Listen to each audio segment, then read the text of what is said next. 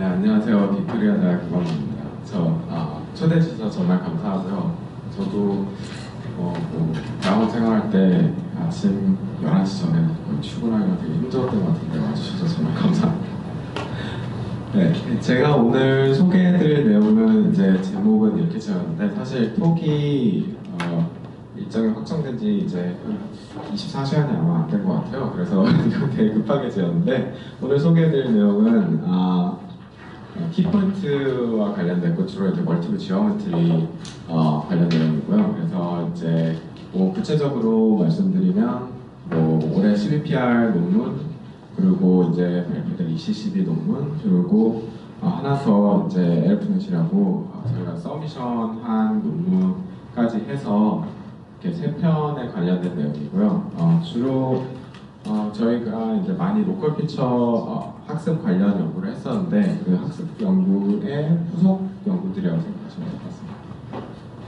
그래서 요즘 컴퓨터 비전 하면은 주로 딥러닝이죠. 근데 제가 하는 연구 내용은 이제 딥러닝보다는 조금 다른 내용을 딥러닝을 활용해서 하는 거기 때문에 그 다른 내용에 있어서 대해서 먼저 좀 소개를 해드려야 될 것 같더라고요. 이게 한 5년 전만 해도 이 내용을 이제 슬라이드 처음에 넣을 필요가 없었을 텐데 요즘은 이게 좀 많이 필요한 것 같습니다. 그래서 제가 주로 관심 갖는 건 이제 멀티뷰 지오메트리라고 해서 어디에 이제 사람이 갔을 때 사진을 찍잖아요. 그 사진을 찍으면 보통 이제 결국 이거 만드는 게 3D 세계를 이제 2D로 가져오는 건데 이 2D로 가져왔을 때 카메라가 어떻게 있었냐 이거에 대해서 저는 주로 연구를 진행을 합니다. 근데 이제 하나 카메라 같은 경우 이제 이거 갖고 물론 하는 방법들도 있지만 이거는 사실 조금 이제 임퍼서블한 문제적인 측면이 있어서 왜냐면 뎁스가 사라지기 때문에 알려진 씬이 아닌 경우에는 이건 조금 힘들고요. 그런데 이제 반면에 제가 좀 더 관심이 있어 하는 거는 이렇게 카메라 여러 대로 찍었을 경우 이 사이에 어떻게 움직이는지 이거와 관련된 연구를 주로 많이 진행을 합니다. 이제 수업 시간, 대학원 수업 시간으로 돌아가서 주로 이거가 할 때 좋은 점이 뭐냐면 이렇게 해서 이렇게 상대적인 움직임을 구하게 되면 이제 세계에 대한 이해, 월드에 대한 이해와 또 카메라에 대한 이해를 같이 가질 수 있는데 그렇게 해서 제가 결국 궁극적으로 하고 싶은 거는 여기까지가 아닌 거죠. 이제 어떤 우리가 비전 시스템으로 생각할 때 데이터가 주어진 걸 이제 많이 분석하고 있는데 그게 아니라 더 나아서 이제 데이터를 취득하는 과정까지 또 어떻게 패스 플래닝이라든지 실제 오브젝트까지 움직인지를 이미지에서 여기까지를 쭉 디퍼런셜하게 풀고 싶은 겁니다. 그래서 이제 다시 대학원 수업으로 돌아가면 배우셨을 텐데 이런 거 제일 고전적인 방법 중에 하나는 양쪽에서 이렇게 대응되는 점을 찾으면 그 대응되는 점들이 있기 때문에 실제적으로 이렇게 세 개 가운데 있는 저 피지컬 포인트와 트라이앵귤레이션을 하게 되면 이제 관계가 나오게 되죠. 4개 시스템에 따라 여러 개 다른데 보통 한 8개 포인트가 있으면 대충 나온다. 그래서 이 부분에 있어서 가장 먼저 이제 파이프라인이 되는 것이 이 앞부분이고 그래서 이 앞부분에 대한 연구가 많이 진행이 됐었고요.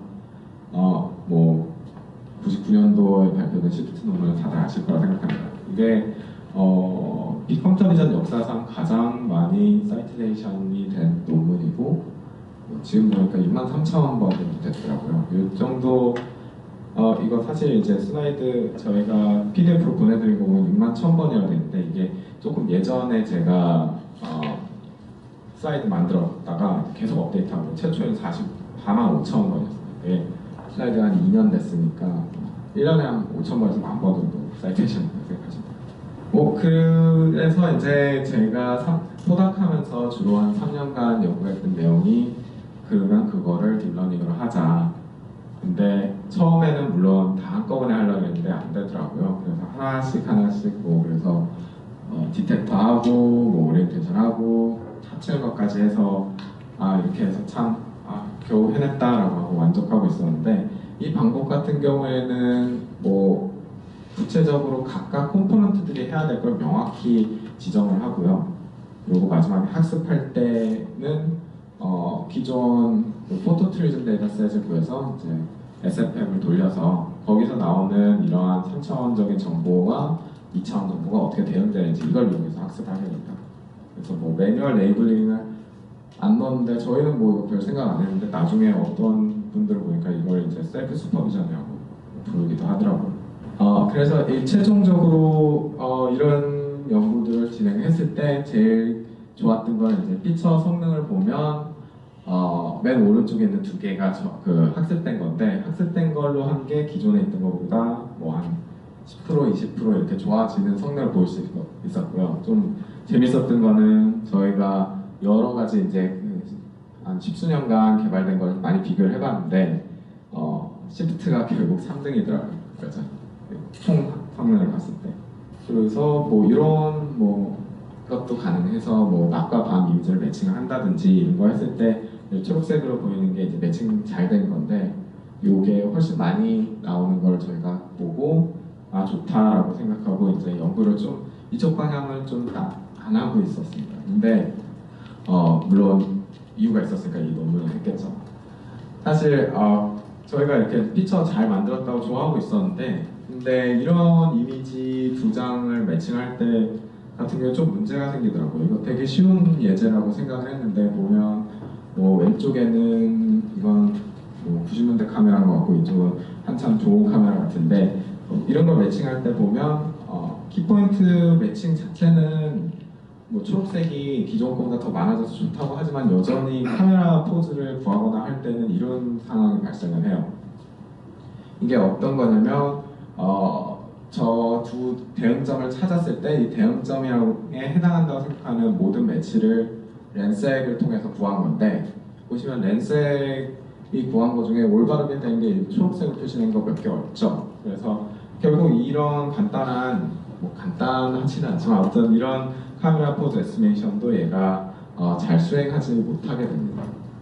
이제 다시 돌아가서 이제 그 고민을 좀 했죠. 이제 로컬 피처 파이프라인을 그럼 버려야 되나?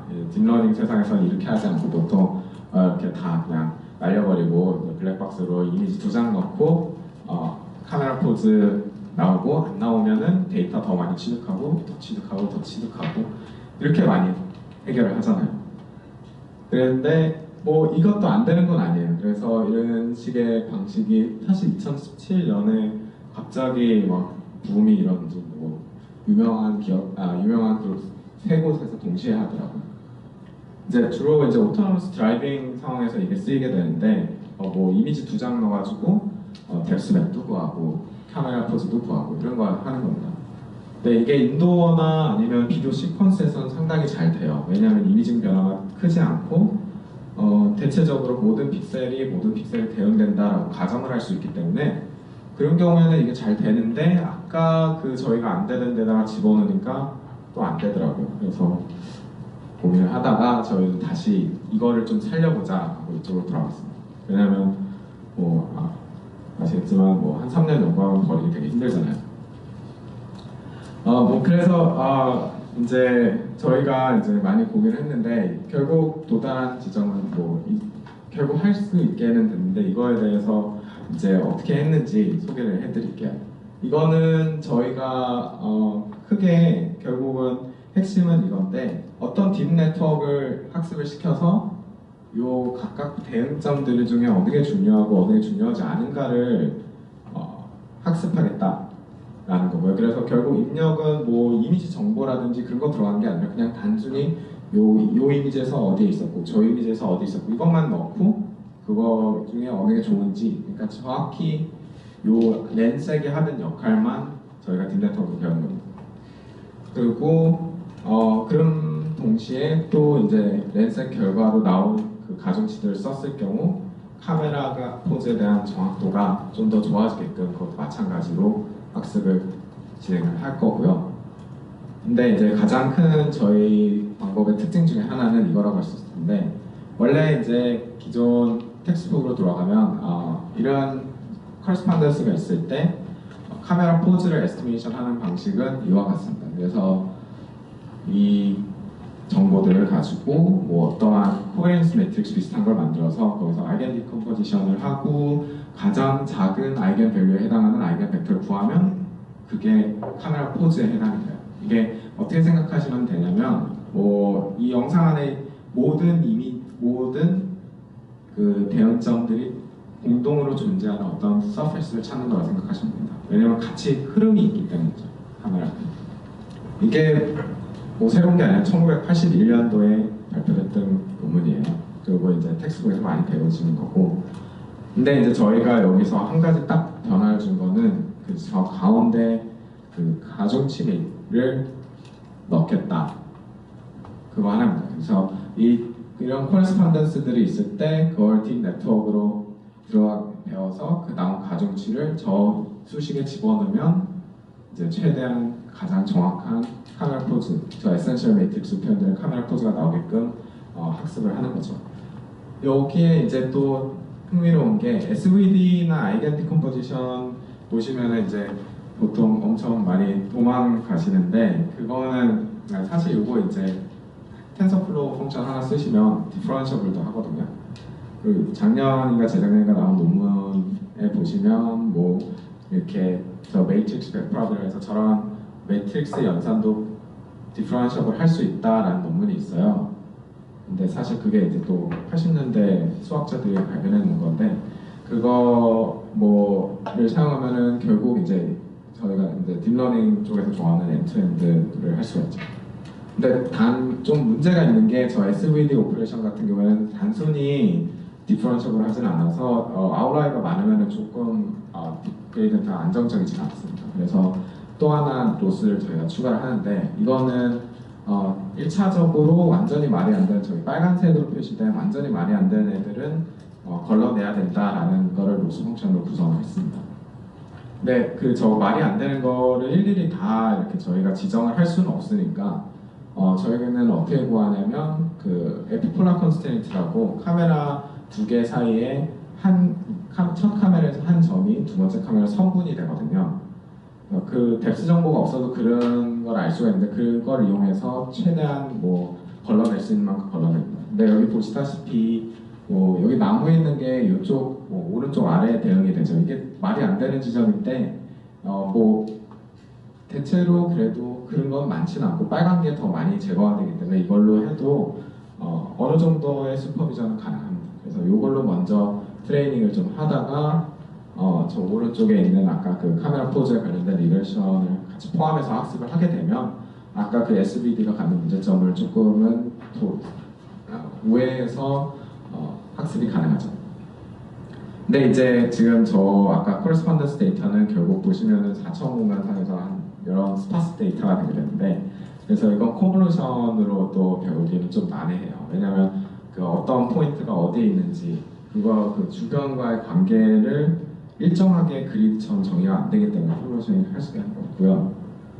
뭐 다른 방법도 있지만 뭐 포인트 내시한 방법으로들 요즘 최근에는 많이 하는 추세인데 이게 뭐 하는 거냐면 각각 포인트를 공통적인 방법으로 처리를 해서 그 처리한 결과 평균값을 이용해서 그걸 컨텍스트라고 하고 그 컨텍스트를 원래 거에 다시 추가를 해서 각각 다시 처리하는 방식으로 하는 방법이 있습니다.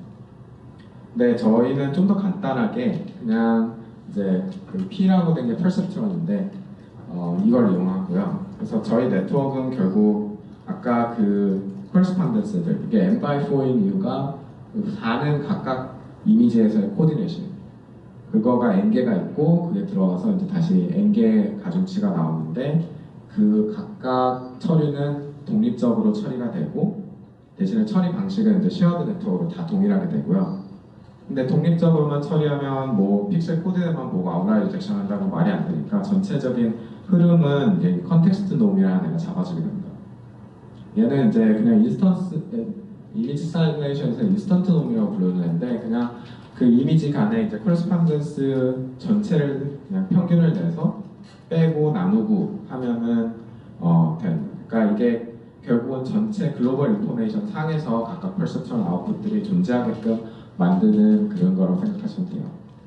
네, 그래서 결과를 말씀드리면 뭐 이게 트레이닝 데이터는 뭐 이런 식으로 구성이 되고요. 그래서 이제 마찬가지로 SFM을 쓰고 저희가 진짜 레이블링하는 걸 너무 싫어해서 웬만하면은 이런 알고리즘에 의존을 합니다. 이거는 이제 어블레이션 스타디인데 아까 그 로스 펑션들이 여러 개 있었잖아요. 그래서 아까 로스 펑션 중에 그 카메라 포즈만 쓴 게 이 두 번째 거고 그 세 번째 거가 카메라 포즈 빼고 그 아웃라이어 리젝션만 학습시킨 거고요. 그리고 마지막이 이제 두 개 다 같이 쓴 건데, 그리고 저 처음에 있는 애는 뭐냐면 굳이 가중치로 하지 말고 그냥 그 에센셜 매트릭스 바로 뽑아내면 어떨까라는 생각도 있어서 그것도 해봤는데 그거는 잘 안 된다는 걸 보여드리는 겁니다. 그래서 아까 그 고전적인 프레임워크를 같이 가져가야 비로소 좋은 결과를 얻을 수가 있습니다. 그리고 그 포인트넷이랑 아키텍처 비교도 해봤는데요. 뭐 일단 저희 문제에 있어서는 이게 아웃라이어, 그러니까 전체적인 흐름을 판단하는 것이 중요하기 때문에 그 에버리지를 사용한 방식이 훨씬 이렇게 효과적인 걸 볼 수가 있었습니다. 뭐 이제 그러고 그 어빌레이션 스터디 말고 이제 전체적으로 제너레이션이 어떻게 되는지를 좀 봤는데, 지금 보여드리는 거는 위쪽에 이제 저런 이미지들이에요. 포토트리즘이라는 게 그냥 인터넷에서 긁어온 이미지들이기 때문에 저렇게 파란게 많이 들어있는데, 그래서 저런 데이터셋을 가지고 학습을 시키고 아래에 이런 데이터셋을 매칭을 한다고 생각하시면 됩니다. 결론적으로는 여기 이렇게 표시된 애들이 이제 키포인트를 가지고 렌색을 했을 때 결과고, 요게 리프트, 요게 시프트인데요. 보시면 이제 위에는 아웃도어 케이스인데, 아까 그 포토트리즘 데이터셋 같은 경우에는 기존 매칭하던 거에 2배의 성능 이상이 나오게 된다. 이게 MAP라고 했는데 이게 뭐냐면 여기 예를 들어 카메라 앵글 에스티메이션 오차가 5도 이하인 애들 모아놓은 커브라고 생각하시면 돼요. 그래서 이게 높을수록 좋은 건데, 아웃도어 같은 경우에는 2배 성능이 나오고, 뭐 인도어 같은 경우에는 마찬가지로 키포인트 성능은 2배가 되는데, 저기죠, 세 번째로 엄청 높은 애 있죠. 쟤는 이제 아까 그 블랙박스 메소드로 학습한 결과예요. 근데 인도어 같은 경우에는 블랙박스로 해도 데이터셋 자체가 변화가 크지 않기 때문에 그 텍스처가 좀 적어가지고 키포인트에 비해서 그게 더 잘 되는 경향이 있습니다. 그래도 일단 2배 성능이 향상이 되니까 뭐 비슷한 결과가 나오더라고요.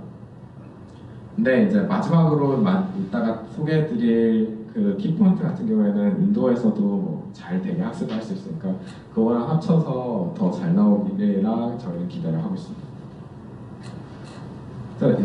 또 이제 런타임이 이런 아웃라이어 리젝션은 상당히 중요한데, 저희가 사실 이거는 고려도 안 하고 있다가 리뷰어 중에 한 명이 물어봐서 돌려봤더니 렌색 그냥 돌린 것보다 17배 빠르더라고요. 오히려 이게 렌색은 이터레이션을 돌기 때문에 이거 피드포워드 그냥 한 번 하는 거 뭐 얼마 걸리지도 않아서 CPU에서도 마찬가지로 10배 이상 빠릅니다.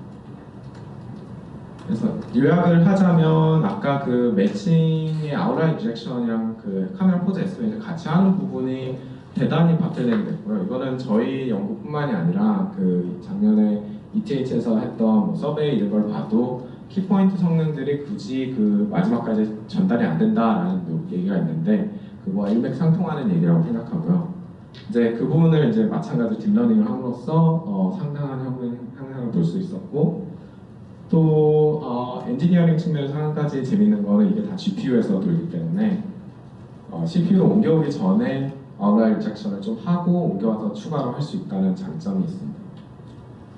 이건 좀 정량적인 결과 몇 개인데 이건 넘어가도록 하겠습니다. 뭐 이제 방금 소개해드린 방법의 후속 연구라고 할 수 있는데요. 사실 이 연구의 시작은 바로 이 로스 펑션에 있습니다. 아까 보여드렸던 로스 펑션에 보시면 그 두 가지 텀이 있었잖아요. 그래서 이 두 텀을 같이 이렇게 학습한다는 것 자체가 사실 연구자로서 뭐 논문은 냈을지언정 만족스럽진 않죠. 왜냐면 뭐 클래시피케이션도 있고 리그레션도 있고, 사실 클래시피케이션 저 스레시홀드 디파인하기도 힘들고, 그래서 되게 이제 활용도 측면에서 이렇게 돼 있으면 좀 기분이 안 좋은데, 이게 다 필요한 이유가 두 번째 리그레션 텀 로스가 좀 많이 웰비헤이브하지 않아서 그래요.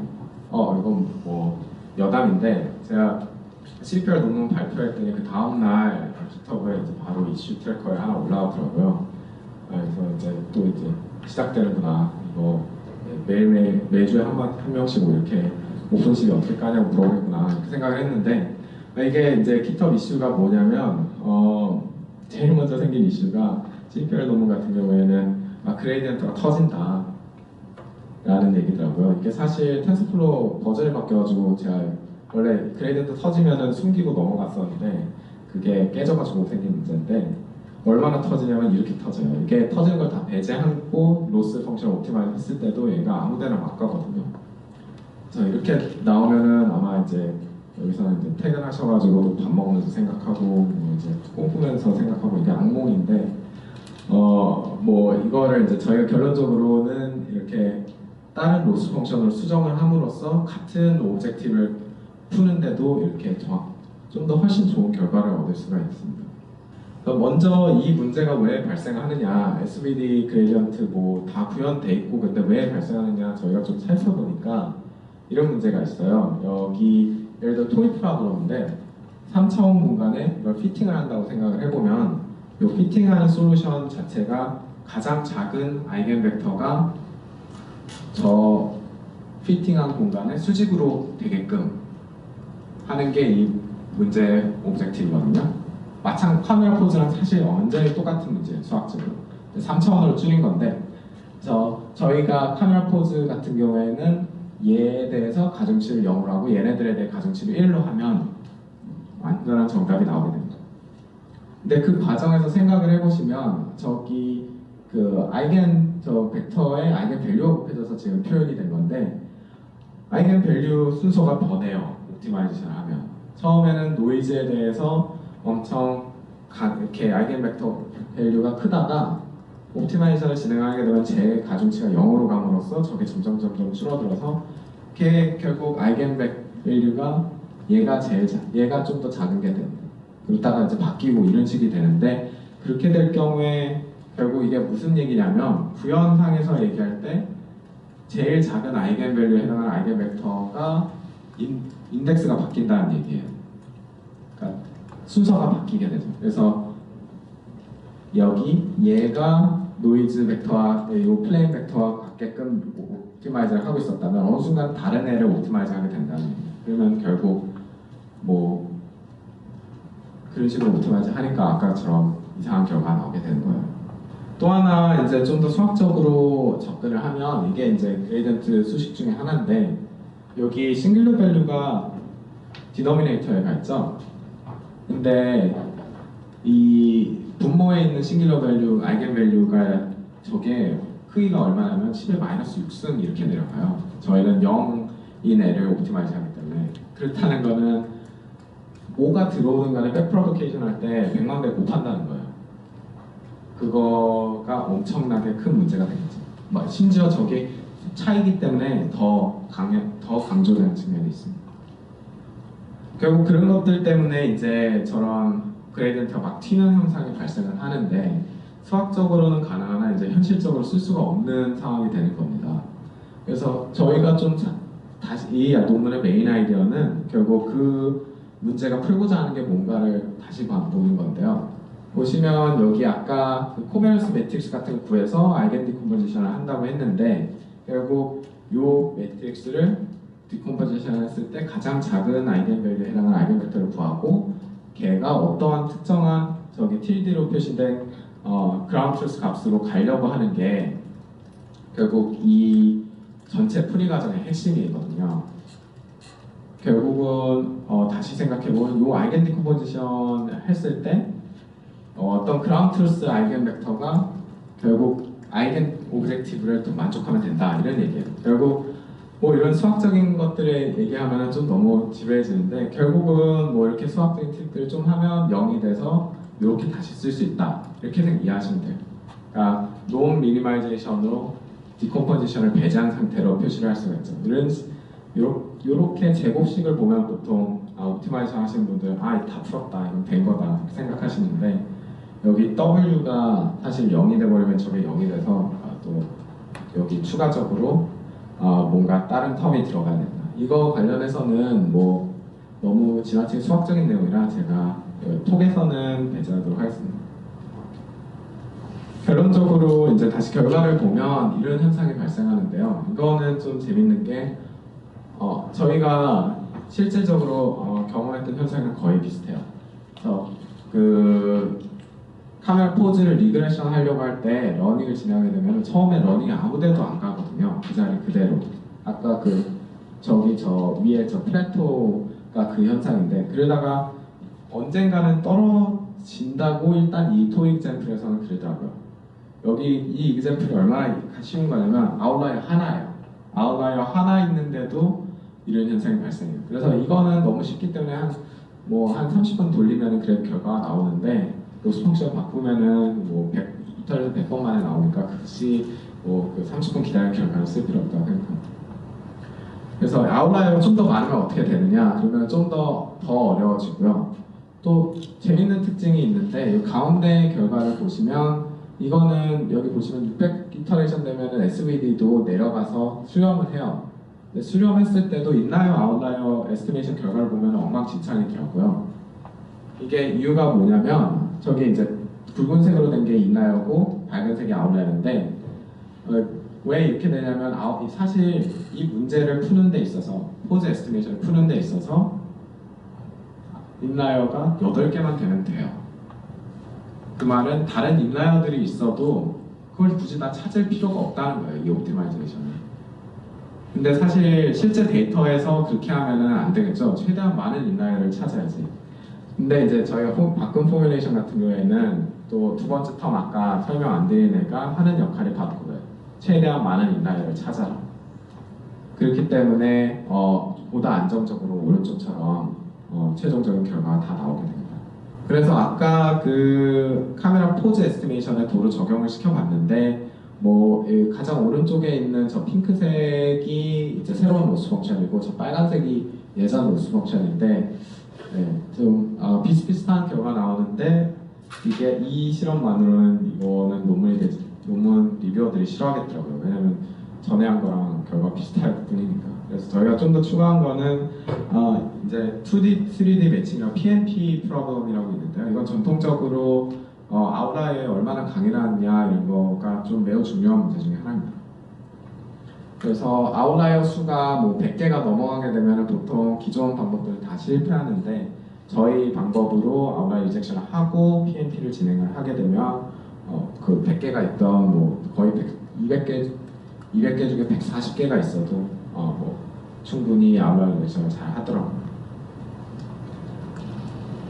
그래서 다시 요약을 드리자면 이 디컴포지션이 비록 수학적으로는 수식이 있고 텐서플로우 구현이 있을지라도 미니멈 아이겐밸류 프로블럼이라든지 또는 특정 아이겐밸류를 에스티메이션 하는 데는 잘 안 돼요. 맥시멈 아이겐밸류 같은 경우에 되는데 그 외의 거는 잘 안 된다고 보시면 됩니다. 그래서 그런 경우에 저희가 제안하는 것 같은 특별한 취급이 좀 필요하고요. 그리고 그렇게 잘 하면은 이제 로스 펑션에 대한 좀 생각을 좀 이렇게 고려를 해서 하면 디퍼런시에이션 하는데 훨씬 수월하게 트레이닝이 가능해요. 네, 여기까지가 아까 코레스폰던스나 매칭 관련된 연구 내용이고, 이제 다시 조금 원래 했던 로컬 피처로 돌아가 볼게요.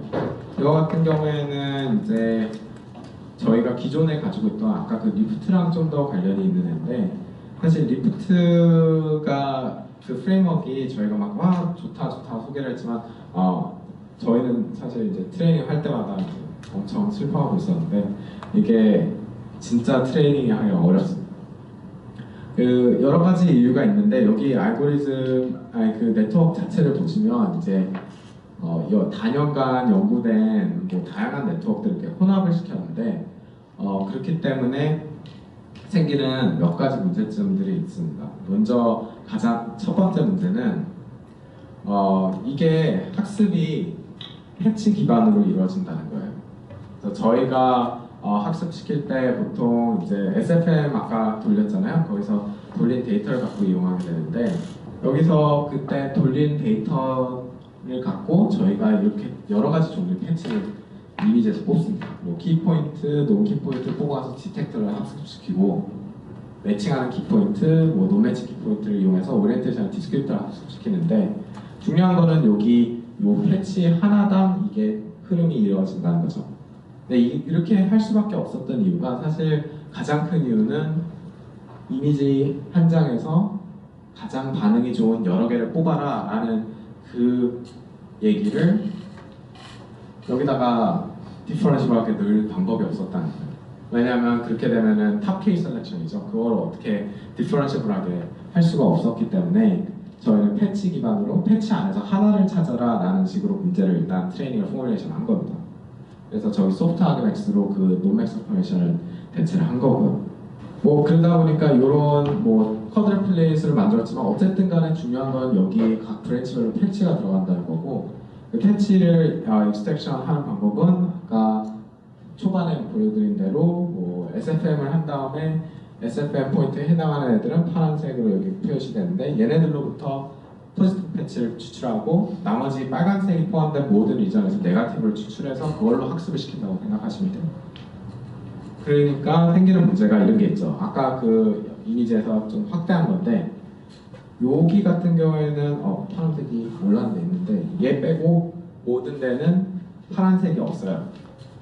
그러니까 여기서 만약에 포지티브 키포인트를 배우는 게 옵티멀 했다면 얘는 절대 배울 수가 없다는 겁니다. 그러니까 얘는 이 영상에서 포지티브 키포인트를 여기서 찾지를 못한다는 거예요. 결국은 그래서 결과가 시프트랑 많이 비슷해지게 되는데 완전히 비슷하진 않지만 좀 꽤 비슷한 결과가 나오긴 합니다. 그리고 또 하나 이제 그 부분은 그래도 옵티마이제이션 관련되진 않아요. 트레이닝의 어려움과 관련됐다기보다 그거는 이제 메소드 자체의 한계점에 관련되는데 이거는 좀 트레이닝과 직접적인 연관이 있습니다. 이건 뭐냐면 리프트 학습 같은 경우에는 아까 말씀드린 패치 베이스로 학습하고 그다음에 테스트 타임에 뭔가 이런 트릭을 씁니다. 그래서 저희가 패치로 학습하기 때문에 스케일스 스페이스가 없거든요. 그래서 이 부분을 강제로 나중에 테스트할 때 집어넣어서 제가 트레이닝 타임에 비록 달랐을지언정 좀 적당히 돌아가기를 기대하는 그런 좀 안 좋은 점이 있는데요. 이 점 때문에 사실 트레이닝이 완전히 어려워요, 되게. 트레이닝 오브젝티브들이 사실상 나중에 매칭할 때랑 연결이 좀 루스하게 이루어지기 때문에 딥러닝이 가져다주는 이점을 다 가져갈 수가 없습니다.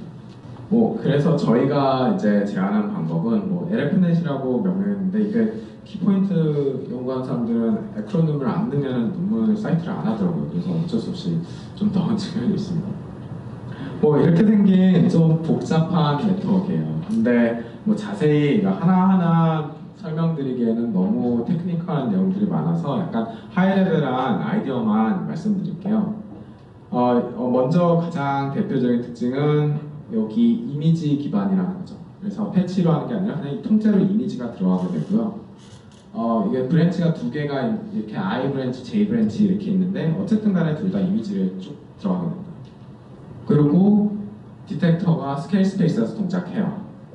이거 넣느냐고 좀 이제 많이 고생을 했는데 이거가 이제 GPU 메모리가 늘어나면서 이게 그냥 들어가더라고요 이제. 그래서 다행히 이제 연구 이런 것도 할 수 있구나. 6기가로 할 때랑 11기가로 할 때랑 이런 차이가 있구나. 그래서 되게 좋아하고 있었어요. 스케일 스페이스 들어갔는데 그래서 이제 로스 같은 경우에는 이제 스케일 스페이스가 들어가니까 이제 키포인트 디텍션 스케일 스페이스 상에서 이미지 전체에 대해서 로스를 정의할 수가 있고요. 이제 마찬가지로 뭐 이미지 전체에서 여러 개를 출출해서 그 여러 개 간에 뭐 니어스 네이버 매칭을 통해서 그 매칭한 것까지도 안에다가 집어넣을 수가 있습니다. 근데 여기서 좀 제가 말씀드렸던 거랑 모순이 일어나게 되는데 아까 이미지 잔에서 n개 포인트를 뽑는 것 자체가 되게 논 디퍼런셜을 하다고 말씀드렸죠. 그 부분에 있어서는 사실 옵티마이제이션이 뭐 텐서플로우는 또 컴플레인 안 하고 그냥 돌아가게 하는데 그거 잘 되진 않아요. 그래서 저희가 취한 방식은 뭐 일단 디퍼런셜하게 할 수 없으니까 논 디퍼런셜한 게 일어난 모든 거를 J 브랜치로 집어넣자. 그리고 큐러닝에서 하듯이 J 브랜치는 이제 전 옵티마이제이션 이터레이션의 파라미터를 그대로 쓰게 됩니다. 그렇게 되면 두 브랜치가 I랑 J가 있는데 I는 뭐 지금 이제 옵티마이제이션 하는 브랜치고 J는 예전 옵티마이제이션 결과 그냥 계속 이렇게 따라오는 브랜치가 되는 거죠. 그렇게 되면은 아무 무리 없이 논 디퍼런셜한 게 네트워크에 잔뜩 들어가 있는데 아무 상관없이 그냥 옵티마이징을 할 수가 있고요. 단점은 이론적으로 이게 수렴한다는 걸 증명할 방법이 없습니다. 뭐 저도 제 지식으로는 제가 잘 이론적인 쪽은 사실 돼서 그냥 넘어갔거든요. 그래서 결론적으로는 또 재밌는 건 이미지 통째로 들어가기 때문에 이런 로스들이 상상한 데서 시프트가 전혀 관여하지 않고 그냥 이미지만 들어가고 카메라만 들어가고 뎁스만 들어가고 그래요. 그리고 이게 다 네트워크 안에 들어가 있기 때문에 텐서플로우로 한 구현임에도 불구하고 뭐 QVGA 같은 건 60프레임, VGA 같은 거는 25프레임, 30프레임 이렇게 그냥 실시간으로 돌아가서 사실 리프트 실험하신 분들께 제가 진짜 죄송한 게 그 컨셉 코드를 해가지고 그 피아노로 해서 컴파일 타임도 있어요. 돌 때마다. 그래서 그걸 한 번 돌리면 막 이미지당 막 분 단위로 걸리기도 하는데 네, 그래서 누가 물어보길래 저희는 그냥 클러스터에 론칭해가지고 될 때까지 기다린다 했는데 네. 근데 이거 같은 경우에는 이거 서미션 준비할 때 학생이 트레이닝해서 테스트해서 결국 가져온 데까지 한 7시간밖에 안 걸리더라고요. 그래서 진짜 살겠다 이런 생각이 좀 했어요. 근데 또 이제 트레이닝단에서 뎁스 인포메이션이 필요하게 되는데 요즘 또 콜맵이라는 SFM 방법이 되게 리라이블한 뎁스 에스티메이션을 줍니다. 이게 덴스 클라우드를 엄청 좋은 걸 주는데 여기 지금 보이시는 게 그 SFM으로 콜맵으로 했을 때 포인트 클라우드, 뎁스 인포메이션 보시면은 뭐 이렇게 좀 안 맞는 부분도 있지만 이 정도만 해도 그 네트워크가 학습하는 데 있어서 뭐 전혀 무리가 가지 않고요. 그리고 오히려 이제 이런 노이즈한 데이터가 있음으로써 약간 좀 오버피팅이 안 일어나는 그런 효과가 있더라고요. 뭐 결과를 보여드리면 이제 똑같이 각 이미지에서 500개 키포인트를 뽑았을 때 그 매칭이 얼마나 잘 되냐인데요. 보시면 가장 오른쪽에 있는 게 이번에 개발한 건데 뭐 훨씬 초록색이 많이 보이는 걸 볼 수가 있죠. 뭐 수치적으로 이제 표현드리면 이런데 여기서 가장 오른쪽에 조인트라고 된 게 이걸 통째로 학습시킨 거고요. 여기 스플릿이라고 된 게 그 디스크립터 단이랑 키포인트 단을 좀 나눠가지고 학습시킨 건데 확실히 이제 조인트로 학습했을 경우 기존 리프트에서 하던 것보다 뭐 한 50% 이상, 거의 한 60, 70% 이상 성능 향상이 일어나더라고요. 그러니까 확실히 그 테스팅 프레임워크랑 트레이닝 프레임워크 차이도 없고 매칭까지도 다 네트워크 안에 들어가 있기 때문에 사실상 매칭 스코어 자체를 옵티마이션 하고 있다고 보시면 됩니다. 결국 그 타이트리 커플이 돼 있어서 훨씬 더 좋은 결과가 나오게 됩니다. 그리고 마찬가지로 이거는 아까 그 아웃도어였고 이건 인도 스캔넷이라고 해가지고 인도 데이터셋이 있는데 그 데이터셋에서도 결과가 이어갔습니다. 보시면 저기 맨 마지막에 기존 키포인트보다 훨씬 좋은 결과 볼 수 있고요. 여기 재밌는 거는 또 이제 SFM이라고 쓰인 거는 이제 SFM 아까 그 아웃도어신에서 배운 키포인트 그냥 인도어에 쓴 건데 여기서도 마찬가지로 상당한 성능 향상을 볼 수가 있습니다. 이거는 저희가 이제 서미션 한 지 얼마 안 돼가지고 이렇게 발표 자료가 크리티컬하게 준비가 되어 있지는 않고 좀 사과드립니다. 그래서 결국은 이 논문의 가장 큰 핵심은 아까 그 투브랜치 아키텍처죠. 그래서 아키텍처에서 두 번째 쪽에다가 이제 논 디퍼런셔블한 걸 넣다 보니까 그 키포인트 파이프라인 자체 전체를 다 집어넣을 수가 있었다는 게 요 논문의 가장 큰 컨트리뷰션이라고 볼 수 있습니다. 그래서 결국은 이제 완전히 이미지와 카메라 포즈 그거의 슈퍼비전만으로 뎁스까지도 들어가지만 뭐 그 슈퍼비전만으로 키포인트를 학습을 한다는 거 그거를 이제 제너럴 퍼포스로 할 수 있다는 거를 가장 큰 이제 테이크어웨이 메시지라고 생각이 듭니다. 혹시 마지막 하셨던 그 LF-넷이라고 하는 네트워크의 성능을 측정을 하실 때 지금은 이제 피처 관점에서의 매저만 보여주셨는데 그 기타 뭐 커레스폰던스를 이용한 어플리케이션에 대한 성능을 혹시 측정해 보신 적이 있으신가요? 네, 안 그래도 네, 저 그거를 해보고 싶은데요. 왜냐하면 제 벤치마크는 다 준비가 돼 있으니까 아까 그 로컬 커레스폰던스 페이퍼로 벤치마크를 한 걸 그대로 돌리면 될 것 같은데 지금 그 학생이 이제 학생은 아니고 이제 그 연구자분이 이제 떠나셔야 돼가지고 계시는데 그래서 일단 코드 릴리즈를 가기 전에 이제 아마 다음 주에 만나서 얘기하기로 했는데 얘기하면은 릴리즈가 다음 주 중으로 될 것 같아요. 그러면은 직접 다운받으셔서 해보시면 좀 알려주시면 진짜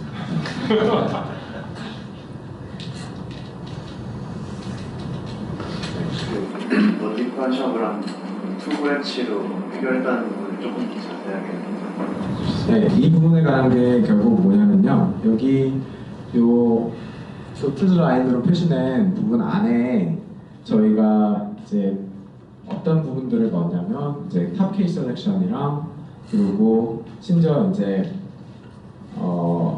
그 스코어 맵에 이제 로스가 들어가게 되는데 그 어떠한 스코어 맵을 왼쪽 브랜치가 줘야 되는지 가상의 스코어 맵을 형성하는 것까지가 여기 들어가 있어요. 그러니까 그런 오퍼레이션 자체는 어차피 그냥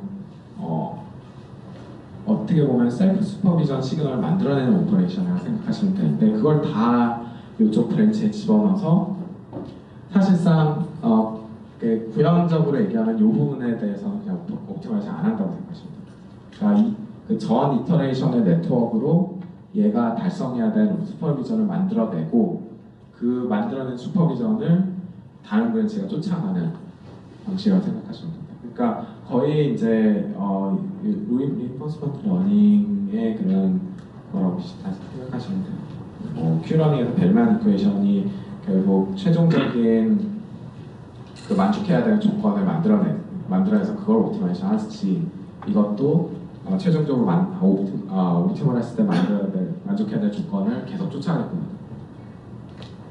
맨 처음에 브랜치에 네. 들어갈 이전 결과가 이상하면은 다음에 악영향을 주고 이렇게 그렇죠. 근데 악영향이 그러니까 요 다음 브랜치가 만들어내는 게 항상 정확하지가 않아요. 근데 단 한 가지 조건이 예전에 만들어냈던 것보다는 좋다 라고 생각하시면 돼요. 그러니까 계속 좋은 결과를 얘가 만들어내기 때문에 그거에 대해서 점점 쫓아가면서 네. 그 디텍터의 혹시 디텍팅된 위치가 네. 기존의 그 휴먼 인스파이어드 된 블랍이나 코너랑 비교를 했을 때 어느 쪽 성향에 더 가까운가요? 아니면 완전히 그 정의할 수 없는 제가 그 알고리즘 그 트레이닝한 데이터셋에 따라 좀 다른데요. 그 저희가 이제 신테틱 데이터셋으로도 트레이닝을 해봤거든요. 그럴 경우에는 거의 코너에 반응을 하더라고요.